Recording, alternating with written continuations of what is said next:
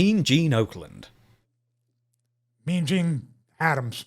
No. Yes, Mean Gene Adams. Mean Gene Okerlundd. He's a solid B. Never got to know him much, but every time I interact with him on TV, I told you that Mean Gene Okerlundd, J.J. Dillon one where I go up to Rave and say, hey, I got you. You're almost making as much money as me. I was trying to negotiate the contract.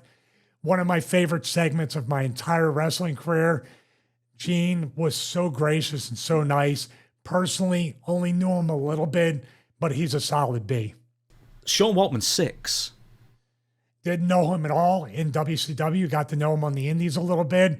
I would say he's probably a B. Not as solid as Gene because I didn't have as many interactions with him, but also he's an animal lover. I used to follow him when he had travel with his dog and put it up on social media. That stuns me, because you're in WWE for years together, or at least a couple of years together. You're in WCW and Indies, and I would have thought you've bumped into him a lot more than that.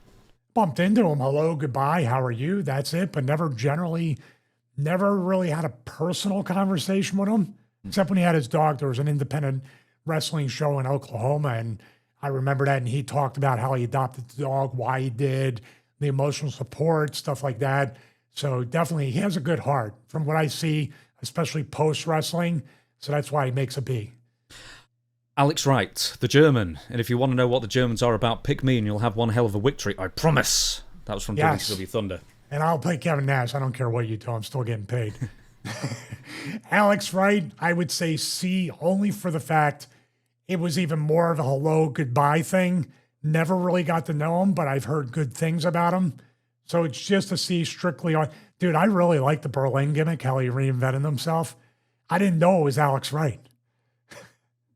Should I give him a B because he's a shooter? I don't want him. Well, I'm never getting booked again, so he's it doesn't a big matter. Dude now as well. He's like 300 pounds. Yes. He did huge. the Adam Rose thing and just thickened up, man. The Queen, Deborah McMichael. B. Solid B. Because not only from the short time that I knew her, but the convention circuit, the signing circuit is where I really got to talk to her here and there. Always very nice, always very gracious. And the way she actually even made the fans were really nervous approaching her. You know what I mean? And she would be very disarming and gracious to the fans. I don't know if we did this on a previous one. I hope we didn't, but Macho Man Randy Savage. I know it was, I'm sure, a pleasure of your life wrestling him, even though you didn't get any offensive moves, and it doesn't matter. And it's still better to tell Danny Doring I got to work him. That's all I needed. But he's a C just because I never got to know him outside of that. The only thing Savage did, he clued me in that he wasn't going to stiff me with the elbow like he did the DDP every night. And also the next day, what made me laugh, I couldn't stop laughing all day and even to this day. He came up and in a Savage voice, and plus he didn't have the sunglasses on, so those eyes, those terrifying eyes, comes up, shakes your hand, not in a work sense. I'm talking about, a real handshake. And he goes, so I see you survived. I mean, just, that's it. I didn't need anything else.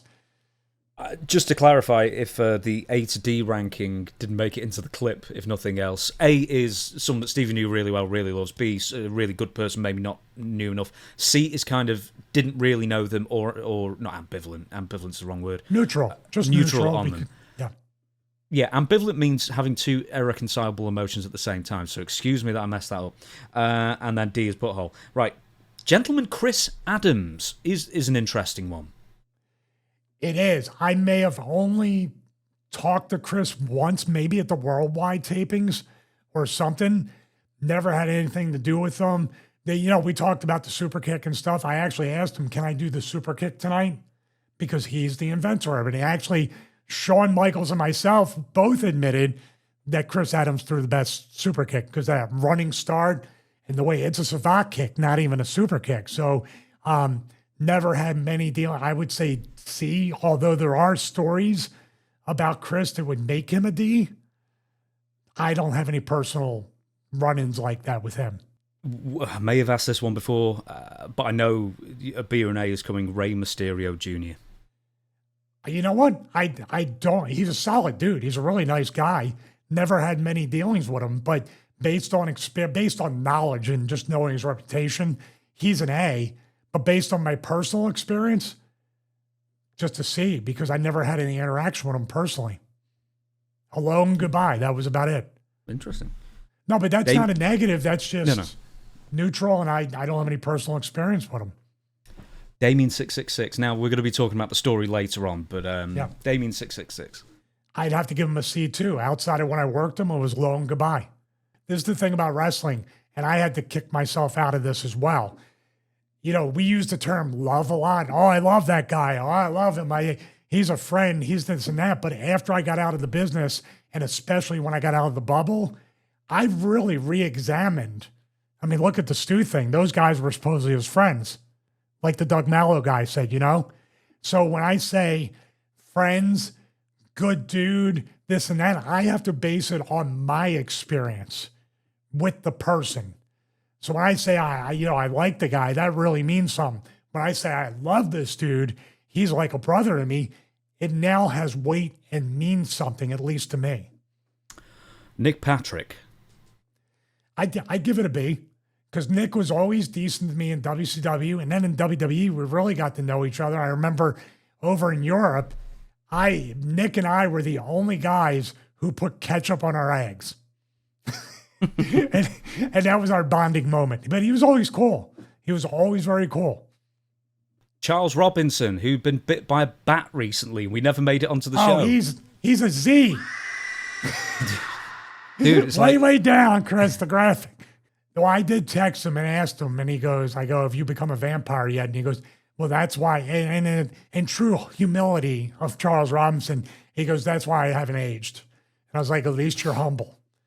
And then I said, I can't believe you made yourself get bit by a bat just to avoid going to Europe. Here he is, just like the coattails of Ric Flair. You know what I mean? Literally just little Nate. It's more egregious than when David Flair did it, wasn't it? It was. Actually, you were disrespecting the entire Flair family. Dare I say that David Flair did a much better job being a Flair than you did.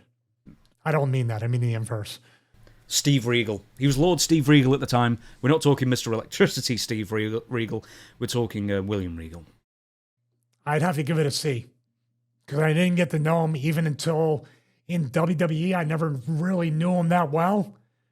I mean, when I speak and I put over Regal and talk about him in a professional sense, and when I say he's a C, it's not saying he's a bad guy.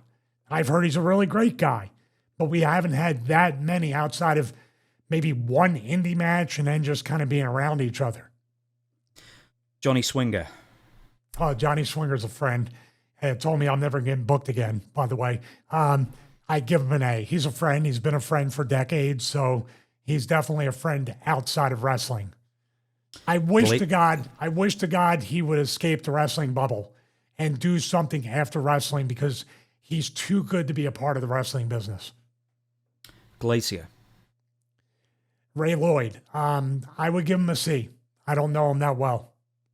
Meng, I would give a strong B, not because I'm scared, but because he is he's the most lovable, murderous person I've ever met. I guarantee you, Raja Jackson, it would have turned out differently if it was Meng. Barbarian, nice guy, but never really had any personal conversations with him. He's always very nice, very gracious. Hello and goodbye. I give it a C. So I've talked to Barb a few times, met him in person, everything, and I just every single time I went, oh, James. He always said it like a Bond girl. I love it. What a nice fella that guy is. Barbarian was such a lovely guy. Well, should I bump it up to a B just based on your vouching? No, you don't have to. No, this is only your thing. Stevie Ray. Stevie Ray's a B. I got to know him after. Obviously, he didn't go to WWE, but after wrestling, just had conversations here and there. Mark Curtis, Brian Hildebrand. He was a referee in WCW for a couple of years. Yeah, rest in peace. He's a B. Very nice, very gracious. Never got to know him super personally, but a very personable guy, and definitely just terrible way to get sick and pass away. It sucks. Chavo Guerrero Jr. I would give Chavo a B, not because of WCW. Most of these people I didn't even interact with in my 4 fabulous months of WCW, but I got to know him in WWE and got to know him on some indies. But just a friendly acquaintance. I never got to know him that personally, but he's done a lot of great stuff outside the business as far as not outside, but the Netflix stuff. Like he did like stunt coordination for Glow and stuff like that, I believe. Now, this is someone you had very brief interaction with, I'm sure, but Miss Elizabeth. I'd have to give her a C because I had as much interaction with her, if not less, than Savage. But very nice. Thank you very much after choking me on the ropes or on the apron and everything. I mean, this is like, the C is not a bad thing, like I said. Just hello, goodbye, professional and courteous. Teddy Long. I'd give Teddy a B. And based on the fact that I loved seeing Teddy at the gym. It was so motivational that Teddy was doing an hour of cardio and I was right there with him. And he was outlasting, if not beating most of the guys half his age in the gym. That's really, really cool. Virgil. Ooh. I know where this is going. I have to give it a D. A D because I somebody that literally, and I hate to speak about it, but I knew it. I wrestled Virgil in the Indies. Actually, the Virgil assault on me on the Indies was like on the way to feeling like the Rajah Jackson one. Every punch was real. Every kick was real. You couldn't slow him down. You couldn't stop him. He was getting his stuff in whether you liked it or not. And somebody that just talked such a great game in the locker room and wouldn't do anything on TV. That's what I mean. He was always putting himself over. Was he a nice guy? He was cool. I got through all that, especially on the indies. But when I worked him on the indies, I was fighting for my life. To the point we did a tag match on an indie. I think it was West Virginia. Raven and myself versus him and somebody. And Raven left me in there to get killed. I mean, it was just bad. He had everything. He had the diesel blueprint for a guy not his size, but the bodyguard, the valet, whatever you want to call him. And then when he turned against DiBiase, I think DiBiase, man, I need him on my side because if he turns on me, there will be no nights off. So it wasn't just me that was like, and I wrestled him after WWE. So he was even worse then after WWE.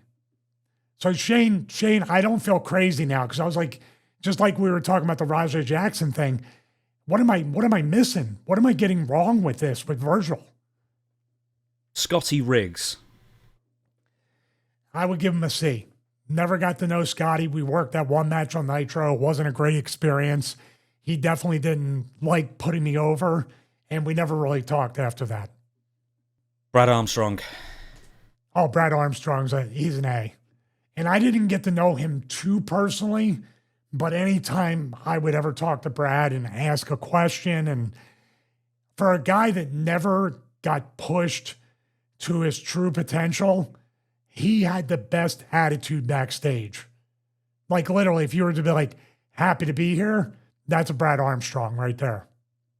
Two more names, right? Lenny Lane, and I'm bringing this up for a reason because a fan wrote in with his Lenny Lane story. But Lenny Lane. I'd have to give him a C. I knew him, but I didn't quite know him. We worked together. We talked some here and there, but it never, I assumed if we talked more, we'd have somewhat of a friendship, but it would be C. But I think I talked about this before, and if you want to go to the story, I'll kind of explain it and maybe put it in the context. Okay, so the Carnegie Clown, or Carnage Clown, whichever way.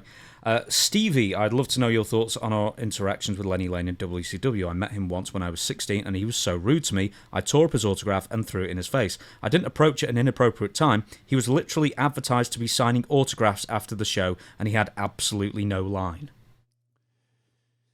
Well, I will give you some context on this, and I don't know the exact thing, but I know the environment. We've all been there as workers, including myself. You're frustrated, you work hard, you're getting in shape or you're already in shape, you're in incredible shape, you're having good matches, but you're not getting the opportunity. You're labeled in that spot. Lenny Lane, myself, other people, no matter how hard we work, no matter how much we try to recreate ourselves, we're coming to the ring during the Marine trailer, during the commercial. We come back, we're doing the job, and it just keeps getting worse. No excuse to ever, especially in this, where you're actually in a dedicated autograph environment, there's no excuse to treat the fans anyway like this and be disrespectful. Even if a fan is trying to goad you into reacting negatively and has a camera, be extra gracious to the fan. I know that now. I've made the mistake. Lenny as well, in this case, has made that mistake. And he was just carrying, I guess, his heart on his sleeve. His feelings were on the exterior, and he took that attitude out on the fans, which wasn't right. That's just my guess. Because Lenny, whenever we did communicate, he would communicate his frustrations with everything I said earlier. I work hard. I'm trying. Why aren't they giving me an opportunity? Why aren't they? And then you see guys like me come in, Raven, outside guys, and you have to put us over. So it kind of makes you bitter. And the last name on this list, Bobby the Brain Heenan. I have to give him a C just based on some of the limited interactions I had with him in WCW, especially on the autograph and the convention circuit. I got to talk to Bobby. Really, really cool, really gracious, told stories because I asked. I always had the opportunity to ask. I would take it and would be real gracious with knowledge. So I would give him a B. But never. Hang on, you said C before. No, I said B for him. You said, I've written C. Did I? You said C at the beginning. I'm pretty positive you did. That's why I was stunned you said C. Anyway, B. Good.